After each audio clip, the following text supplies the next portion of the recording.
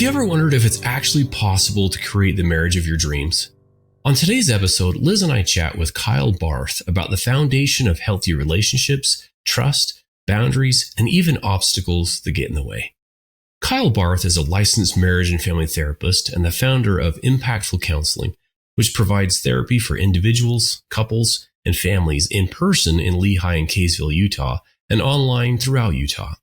With over a decade of experience in the field of therapy, Kyle has also published research on parenting and co-parenting and teaches graduate courses on family and couples therapy. He's on a mission to increase connection and help people have the life and the relationships of their dreams. We hope you enjoy the show.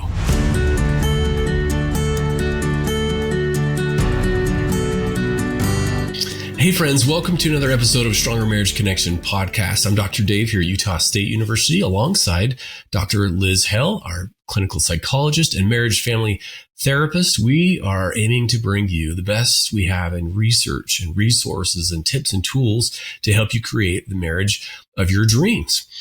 All right, I'm excited for our discussion today, Liz. We have a good friend of mine I've known for several years, been here at USU about 8 years now. I've known him for many of those years. He's a licensed marriage and family therapist down in Lehi, Utah, and the founder of Impactful Counseling. And today we're tackling how to create the relationship of your dreams. Welcome to the show, Kyle Barth. Thank you so much. Excited to be here. Yeah, thanks for joining us. Excited to have you. Yeah, so excited to have you on today, Kyle. Looking forward to all kinds of words of wisdom. Let's start big picture. I like to start big picture. Yeah. Let's talk about your journey to how you got to where you are today, and why are you so passionate about relationships? Yeah, I'm going to answer that in two different ways, like personally and professionally. So professionally, my journey, I always knew that I wanted to make a difference in people's lives, not just like make a business a lot of money or grow my own business. And so I was actually I go into my undergraduate school, university, and a friend said, Kyle, I think you would enjoy this class on marriage and interpersonal relationships. And I'm like, I'm 18. Why am I going to take a class on marriage? And I took it because I respected this person. I loved it. Like just seeing the interactions and systems and relationships. And that really captivated me. And so I went on the academic journey, started working within different spaces, professionally with relationships and therapy world. And I initially thought that I wanted to be a university professor. So I was all into the research side of things as well, which has really helped me as a therapist. But the further along I got with that, the more I realized like I do better in the interactions with the people than just with the data and in the classroom. And I still enjoy adjunct teaching, but that was a lot of that of just learning like, oh, I like sitting in the moments, and that's where I do my best work with that. And then, just personally reflecting on my own life and journey, like there's been so many points in my life where the right relationship at the right time has significantly changed my life for the better and or for the worse at times. And so helping people understand how to cultivate amazing relationships, safe relationships for them, and connecting relationships. Like I think there's so much change that can happen of creating change within a relationship than just helping change happen with an individual, which is great as well. But that relationship element really, I found, helps change be longer lasting for people. Yeah. And you do both, trauma, individual, trauma-based therapy, counseling, as well as couples. What drew you into that? Yeah. So in regards to the trauma work, I've always been very drawn to relationship work. So all the professional places I've worked at, like I've been known as like, Kyle's really good at doing family therapy. Kyle's really good at the relationship work and doing couples work. And as I started growing and gaining more and more experience in couples therapy, I learned, one, you can't be a good couples therapist if you're also not a good trauma therapist, and understanding people's stories and journey with that. And also understand sexuality and, that part of a relationship dynamic. So that trauma element within the relationship, that's what really drew me to understand and want to be able to help support that in deeper ways, which is what led me to providing individual trauma work too. Yeah, that's a great combination. Yeah, thanks. The couples we see in private practice, Kyle, they want to feel safe, right? Understood and connected. How do couples build a safe, connected, and value-based relationship today? What are some of the things you help them achieve? How do you help them achieve that? Yeah, it's a great question. So one of the questions I ask every single couple I work with before we even come into our first session is, what would a successful outcome look like for you going through couples counseling? And the number one answer I get, almost every single couple says this in some form or another, is improved communication, right? They're so much in the moment. It's like, if we could just stop fighting. But what I've never had a couple say is like, I want to feel safe and secure and connected and desire and passionate and sexy and confident in myself and my relationship and our family. But that's what they're all longing for when they're stepping into the office. They just don't know that, or don't know how to phrase it because they may not have experienced it, or they're in such crisis mode that it's disconnected. And so when people come in, it's really helping them take a step back to see, what does safety look like for me individually and for us as a couple? Like, how do we establish safety? And if we're feeling safe, meaning physically safe, number one, but also emotionally safe, like being able to be present with each other in the same space as each other. When we can establish that, then it's looking at, how can we help you create a connection? Do you feel connected to yourself? Do you feel connected to each other? And if not, okay, that informs the work we need to do. This is safe, but it's not connecting. Where's the disconnect happening? And we can dive into really specific things there. Or it is connecting and it is safe. Then what are you actually wanting? Like, what are your values? Are you leaning into that? What's the fears or the anxiety or things that's getting in the way that you can help people make really intentional decisions along the way? And oftentimes what I've seen is that when couples are really stuck, they're working really, really hard to change their relationship, to have the, marriage of their dreams. And so hard that they're exhausted, they're resentful, they're defensive, they're disconnected. And it's usually because one of those areas isn't functioning well. So like, we're trying really hard to build a connection with each other, but I actually don't feel emotionally safe right now. And so all the connection work almost exacerbates that. Like, I feel less safe the more connected you try to become with me, versus taking a step back and helping them refocus on the safety and then the connection. And then let's get intentional about what it looks like from there. Mm-hmm.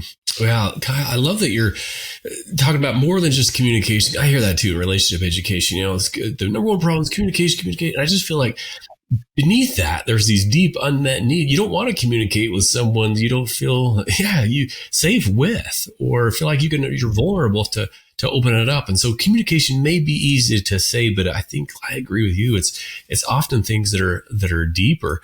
Now, Kate, you said this. You said that the question, how do we build trust, is misguided a little bit and even wrong. So why is how do we build trust often the wrong question? Yeah. I love this because this is a question I get from couples all the time. Like, can we reestablish trust in our relationship, or how do we just build trust with each other? And the reason that's the wrong question is, well, number one, the answer to that is, I don't know.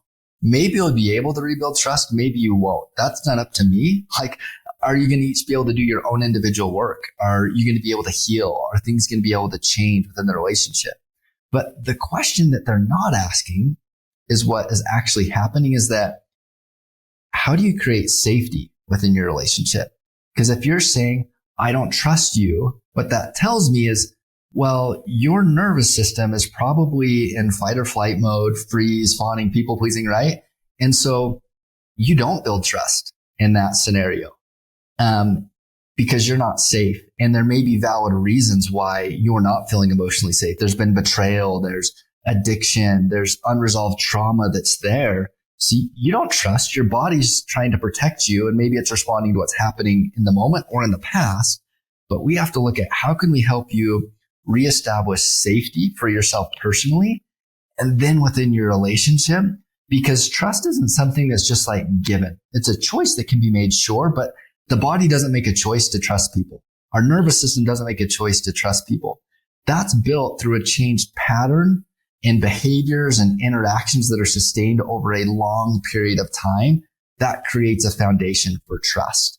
And so, can people do that? Can you create that safety that's needed and do the work to create the healing? Trust, rebuilding that is possible, But first you got to focus on that safety aspect as opposed to just like, why don't you trust me? If you would just trust me more, I've climbed 10 mountains for you and you still don't trust me and I'll climb 10 more. And the other person's like, stop climbing mountains. I don't need a single mountain climb. Stop it. Yeah. And I've heard that we often said here on the show that trust is slowly earned and easily burned, right? And it does. It's a process, not a few little, hey, look, I'm doing this, I'm trusting you. But it comes back to safety. I've long believed the three needs that we all have are safety, satisfaction, and connection, feelings of connection. So yeah, I love the direction you're going here, Kyle. Do you too? Do you ever feel that trust might be a choice also, Dave and Kyle? That after a while, I'm going to have to, I felt this way when I got married, right at 50. I went to that mountain of trust and I felt like, okay, I'm going to have to jump because I think I'm making a good decision here. And yet life's uncertain, right?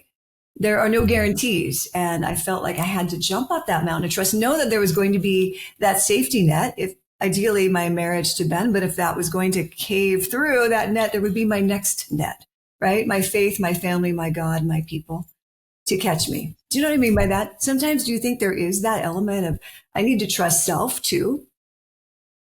I don't know what you think about that. Yeah. Yeah. I think especially when you're in a safe relationship, like if safety is established, trust can become a choice. And then when I make that choice to trust someone, whether it's I'm going to lean in and be more vulnerable than I've been before in this relationship or commit more than I've committed in this relationship, that can be met then with the slow build of trust. How's the other person going to respond? Are they going to be able to respect my boundaries, respect me? Are they going to lean in too? And that's when that trust starts to build. So it does take a decision to do that. And also, especially if there's a history of trauma or betrayal or other things there and someone does that and the other person responds negatively, I made that choice. Like that's going to be really hard to recover from or to continue to rebuild that. I've seen some people fall into the trap though of like, you just need to trust me, just make the choice to trust me, where they're also not trusting themselves actually and recognizing like, this isn't a safe relationship. And I keep leaning back in. And this isn't about like building trust. Like I need to trust myself that I don't feel okay. And that's really complicated to know. Like, is this what reflected what's happening in the moment? Or is this something going on with me? And navigating that, I think takes a lot of intentional work to do as well. So yes, there's always, I think, a decision or a choice. Mm-hmm, mm-hmm. What are some of the traumas that you see in trauma therapy, Kyle? Where do they come from, please? Yeah. They come from all different places for people. Like there's what's known as like your big T trauma, like a big event. Someone's been in a car crash, for example, versus like a little T trauma. Someone's needs weren't met emotionally by their parents when they were vulnerable growing up over a pattern of 20 years. And so, they've learned to respond in different ways. So sometimes there's like recognizable things like there was an affair or, a history of some abuse that's happened in their life from other people that's there. Sometimes, it's betrayal in the relationship. Other times it may just be this series of things that's happened is like, for a woman, anytime I've spoken up, my needs have been rejected or, I've been shut down over a period of time. And it creates a strong trauma reaction. So sometimes it can be those significant things. Other times it's significant things that just maybe aren't as readily recognized. And so sometimes it takes a lot of intentionality to slow down, to sit in that, to understand like what is the internal things there. And sometimes like we have to be careful not to make the assumption because sometimes we may see the car crash or the thing. It's like, oh, but that's not actually what's creating a trauma response or affecting them. It's these other things that aren't seen or been communicated along the way. So there's a lot that goes into that question. Trauma work is complex and trauma's complex. Mm-hmm. Yes. Well, and I'm so grateful that you have taken that on and do such good with couples who find themselves stuck in that. So boundaries is another thing. We hear about safety, trust, trauma. What about boundaries? We hear that word a lot. What does a healthy boundary look like in marriage to you, Kyle? Yeah, that's it's a buzzword now, right? And what does that look like? And sometimes people that come into my office, they think that looks like controlling or getting other people to do what I want them to do, right? Like, I don't like this. You need to stop this or else, right? And that's not what a boundary is or is about. Boundaries are about creating safety for yourself. And it's about how am I going to show up and what am I going to do? So I can communicate what my need is. Like if you're going to go home for Thanksgiving dinner, you can be able to communicate like, hey, when I go back home to my family or to my in-laws' house and this conversation always comes up, being able to say, hey, this makes me really uncomfortable when these things are talked about. And it makes me feel like I'm not valued or important part of this family. And so I don't know what that's going to mean for me if that comes up at Thanksgiving dinner. Just know that I might need to take some space for myself. And so then you get to decide what you need to stay in a safe space. Maybe that means like, that was a 20-minute Thanksgiving dinner. And that was quick. That was great. Maybe it means like, hey, next year, like we're not going back there for Thanksgiving dinner. That's not going to work for us. And that's okay. But it's about what are the decisions that I'm going to make for myself, not trying to coerce or manipulate someone else into doing something for me. It's about that safety. And I can hold that boundary to create that safety for me, which then opens up the space to actually do the work in the relationship. Because oftentimes when you set a boundary, you get a reaction back, right? You've just perturbed the system and the system doesn't like it. And so your parents or your in-laws, going back to that example, they may be like, what's wrong? Or why did that happen? Why did you have to leave? That it's just, but then they're either going to be able to, one, respect the boundary and then seek to understand that then you can work on the relationship. Like, oh, I didn't know that. And it's bringing out some of their own stuff. Or they're going to choose to not do the work. And then you can choose to do your own work and tolerate the discomfort maybe of what that might mean of the changed relationship, which is also okay. That's a really healthy thing. It doesn't have to go the way it's always gone. Yeah, I like that. I mean, it sounds great in theory. And then until, right, Kyle, we get triggered and something, I was like, okay. And you go from trying to calm to immediate, a volatile reaction. We're both triggered or we both need, different things. So then what? Yeah, that's the thing, right? Like, we'll be right back after this brief message.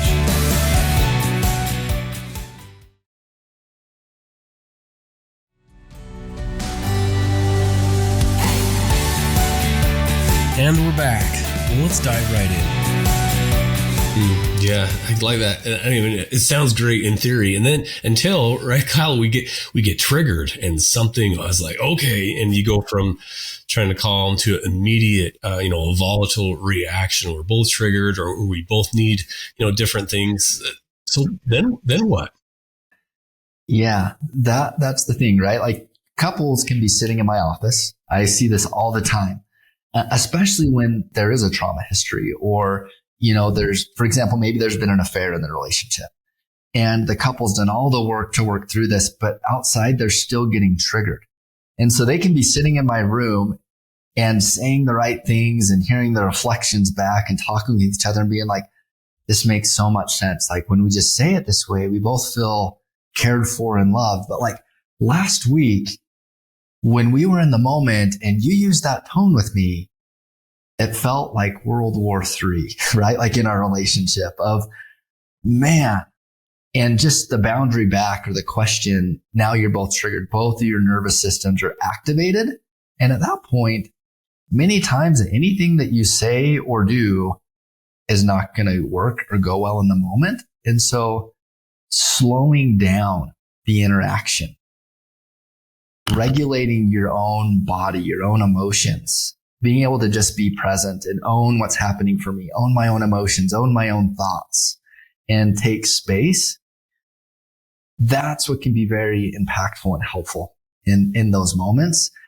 And then being able to come back to a place. If I need to take space and step aside, I can communicate that in a respectful way. Even if my partner has a hard time with that in the moment, right? I can still step aside, do my work, and then come back and communicate like, hey, last night, like I was feeling very insecure. And I felt triggered when this happened because it made me feel like I wasn't lovable or I wasn't enough for you. And I don't think, and then you bring the curiosity in. Like, I know we've been doing a lot of work and I know you love me. So I'm curious, like, what was actually going on for you last night? And then you can seek to understand. And then when you can create that place of understanding, this is also going back to the question around trust, where trust is built. Trust is built at these low points in a relationship. Like when I'm vulnerable and I own my part and I come back to you and you can see me, you can respect me. You respect the boundary that I needed to work on myself and you can show up in that way. That feels very connecting. That's how intimacy is developed within a relationship, and trust is strengthened. That then the next time you come back, both your nervous system and is going to react less, hopefully sometimes, but then you're going to be practicing and learning, how can we show up and do this dance better and differently with each other? And that's when the topic about what's triggering doesn't matter. It doesn't matter if this was about sex or if this was about our budget or about parenting or about family. Like, the topic will change, but you can come back and sit in that discomfort of knowing, like, hey, we're really triggered and we still love each other. You're not okay. I'm not okay. And we can still be okay. Like, we're not about to get divorced just because we got triggered. Yeah. Yeah, it's hard. Yeah. You're in the business of making dreams come true, Kyle. Clearly, right? Can you share an example of a couple or two that helped create the marriage of their dreams? Yeah. And one of the things I'll say before I give these different types of examples is that a couple creating the relationship of their dreams, especially when they come in for couples therapy, it doesn't look like what they thought it was going to at the beginning of improved communication, right? Or of other things. It's, in order to create the relationship of their dreams, they have to be willing to let go of the relationship in the way they had been experiencing it. It's almost like you have to divorce your past relationship to create that relationship of your dreams. Like, things have to be different moving forward. And so, ways that's looked like for different couples that I've worked with over the years, like, example of couple that really long history in their relationship, married 25 plus years. They had been through the difficulties, the trauma together, the trauma of parenting and trying to have kids and around sexuality and their own stuff and childhood traumas and things that were there. And were doing their best to show up along the way. And they genuinely really loved and cared about each other. And like, as life happened, they went into that parallel relationship a little bit more, right? Of just disconnected. I'm going to go and live my work life. I'm going to become really successful at work and I'm going to get consumed in the parenting while also trying to maintain my own work balance, right? Along the way. And as that happened for them, that began to become the avoidance of actually creating intimacy and connection, right? Their needs are getting fulfilled through parenting my kids and running my business than my partner, and being vulnerable and intimate and addressing the hard things. And so they're both kind of like people pleasing and avoiding. And then when that happens, then something usually comes along at some point that intervenes, right? That could be an affair. That could be, a partner spent $10,000 on a credit card the other partner didn't know about, right? It can look many different ways, but that happens. And then for this couple, having that crisis point come into play, where if you would have sat with them in the moment, like, it sounds like at the beginning, like, how can I ever trust you again? I hate you. I can't believe that you did this to us. Like, you just destroyed our life. I can never trust you again. Like, that's what that sounds like, except for in a lot more intensity and sometimes with more vulgar words that I just used right there, right? In those first appointments. And so let's slow things down for you. Let's create the space that you need for safety and for healing and identify specifically what that looks like. And then get them back to that place where they can make a decision. One, do I want to work on this relationship or not? And then, right, that's a decision that both have to make to feel loved and chosen and accepted. Because if one person, they just feel like, I'm just doing this because I have to, or it's what I should do, or I'm supposed to do, like, that doesn't work. That's what they did for 25 years. And so getting vulnerable of actually opening up that, like, rejection's an option for us, and actually a healthy option, so that we can actually feel chosen and loved.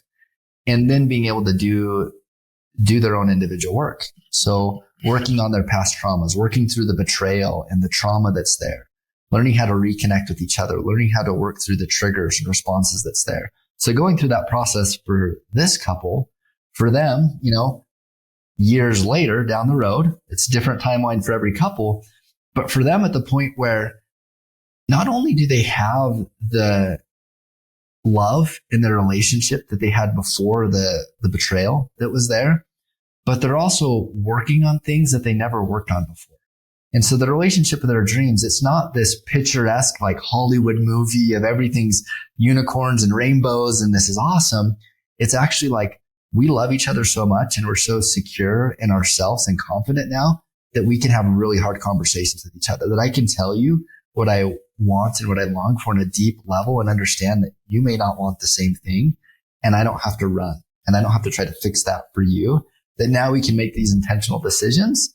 And for couples I've worked with, other couples, that's been like, we're going to sell everything we own and buy a camp trailer and travel across America or travel the world. For others, it's like going to quit my job. Others, it's just like, you know what? We're going to lean into sex and our relationship in a way that we have never been able to do that before in our life. Like, so it's so unique to each couple, but the key part is that safety and that connection that creates a space for the vulnerability and intentionality to live their values, to live their dreams and be honest about what do I actually want and to share that with each other and then make the decisions along the way of like, you know what? We both want an amazing sexual relationship, but we haven't been on a date night in like 8 months. So if we want that, we got to change. Yeah. I love that, Kyle, you're talking about that kind of marriage of your dreams is not like the Hollywood woo type, necessarily. It is feeling safe, feeling connected on a day-to-day, feeling heard, understood. You're aware of me. That's what the dream really is that feeling connected and safe, vulnerable, and happy in that relationship, which is the roots, right? And then the fruits, maybe the sexual relationship, the communication, everything else out here. I love that journey. So tell me about the obstacles. There's got to be obstacles the couples are facing in this to have this relationship of their dream. What are some of the most common that you see obstacles in this journey? Yeah. I think the comfort of the miserable known sometimes is preferred over the anxiety of change. And that looks different for every couple. Because for me to change, that takes me acknowledging my own stuff. Like that I feel like I'm not lovable or I'm not good enough. Or it takes me acknowledging like I had an affair or, I've been lying about pornography use or that I actually don't know how to spend money or I don't know how to talk. I don't even know how to recognize what I'm feeling. What's an emotion? Like, I don't know how to validate you. Like we have to own that. And I think that's really scary to acknowledge our insecurities and the parts that we have to work on. That's vulnerability because vulnerability is another buzzword, right? Brene Brown has done amazing work to help create everyone loves vulnerability. But the part about vulnerability too is that literally it means I'm putting myself in a position where I could get hurt. And so in order for me to be vulnerability, is there's a safety to do that? Am I going to be willing to lean into that to create those dynamics that need to change? And this looks so different. Like other couples I've worked with, sometimes the obstacle in the way is like one of the partners that identifies as like bisexual and they have like hid that part from their partner. And they're a man and a woman married together, but they're terrified. They're like, if I tell my partner that I'm also attracted to my same sex, they're going to feel like I hate them or like I've rejected them or I never want to be married with them. And that may or may not be true, but for oftentimes it's like, I actually love them and want to be with them. I just can't hide part of me anymore. I want to be seen and I want to be loved and chosen for who I am too. And so sometimes when you open up these vulnerable parts of us, maybe things we haven't shared, it does create a lot of anxiety and it opens up the space for rejection. Like I mentioned earlier, like rejection's healthy in relationships because what it means is one is it's protection against the wrong timing, right? Like this wasn't going to be a good experience anyway, not the right time to buy the house, not the right time to have sex. or wasn't going to be the right relationship. It protects us from these unhealthy experiences.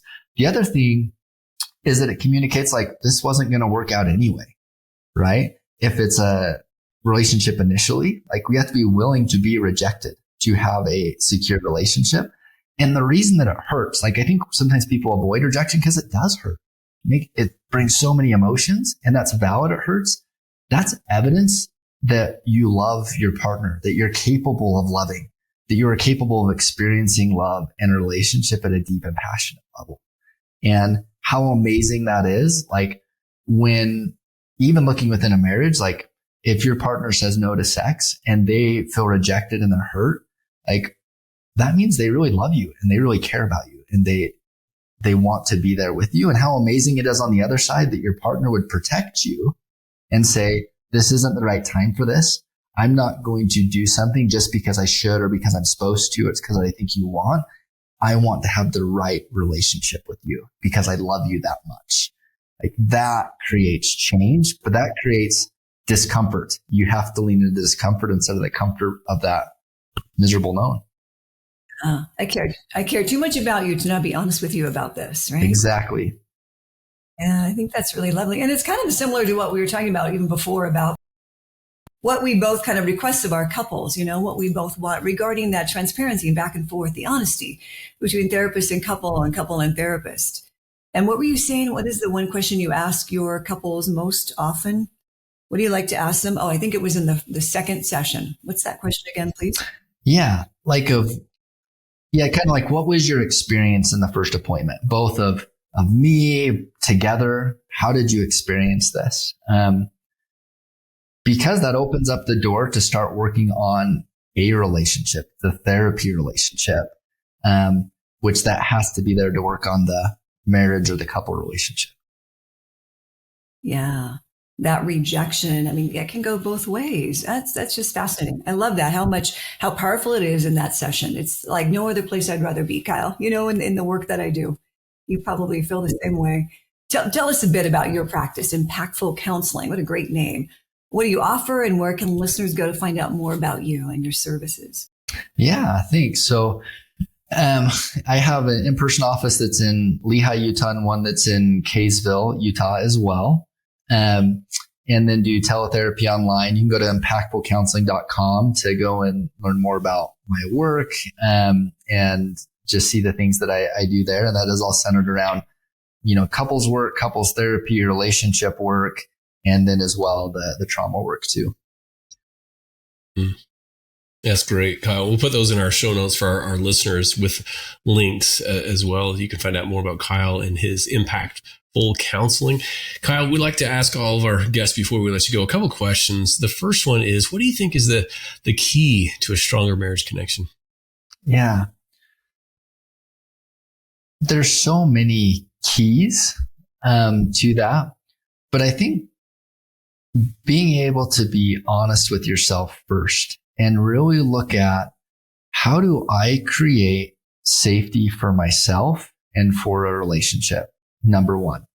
And if the answer is I don't feel safe, that's where the focus needs to be, on creating safety for you personally and safety for the relationship. And if I can answer yes, I am safe physically, emotionally, then do I feel connected to myself? Do I feel connected to my partner? The answer to that is no. Looking at how do I create connection? What is that going to look like? Is that the skills and tools? Is that communication skills that needs to be built? Is that time together? There's so many things that can be. And if the answer is yes, I do feel connected, then what do I desire? What do I want? And what do I actually value? And sometimes what that looks like can change throughout life. What you valued when you first got into a relationship or first got married may be different when you start a career or when you have kids or when you have teenagers than it was at the beginning. And so continuing that dance of disconnecting and reconnecting and that vulnerability, being honest with yourself first, and then with your partner about what that looks like for you. And then being able to lean in to make the decisions and choices for yourself that creates those outcomes. And that can be really scary to do that, to be able to share to my partner, with your partner, like, I liked watching romantic comedies with you every Friday night for the first 5 years that we were together. Now, I never want to watch another romantic comedy movie again in my life. I'm done with it. Like, I love you. I want to spend time with you. It's not going to be watching movies. That's done, especially romantic comedies, right? That can feel scary, but then you can have a connected relationship because you're honest.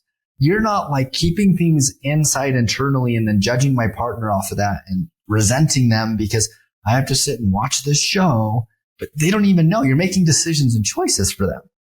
And they don't even know what your needs are or what you're thinking and feeling to be able to share that of like, you know what? Like, I actually think I want to go watch a musical. Let's go to a live musical. I want to go rock climbing. They're like, you rock climbing? Like, where did that come from? You're like, I know. Do you want to come with me? Nope. Like, okay, what do you want to do? Right. But then you can actually create that relationship to have that connection, but you have to get comfortable with leaning into that vulnerability. Like you really, to have that relationship of your dreams, to have that stronger marriage connection, you're going to have to get comfortable with discomfort and rejection and to leave that old relationship behind. Otherwise, you'll just get pulled into those parallel processes and those routines and get caught up and you'll be like, how did we end up here? As I've talked with both friends and clients, that's like, we had an amazing marriage. Like how they're like staring at each other, sitting on the couch, like, how is this us? How is this our reality? Like, how did you have an affair? Like, how have we not had sex in a year? How have I just been so depressed? Like, I resent you and can't talk about anything anymore. Like, why? How is this us? And in order to not end up there, to never go back there, it's going to take a lot of intentionality. Wow. Yeah. Very powerful. Thank you. That honesty is key. Another question, Kyle, is your takeaway of the day. What's a take home message if you're to summarize it for our listeners? What do you hope they'll remember? Yeah. I would say you're capable of having the relationship of your dreams, no matter where you're at, no matter what you're going through.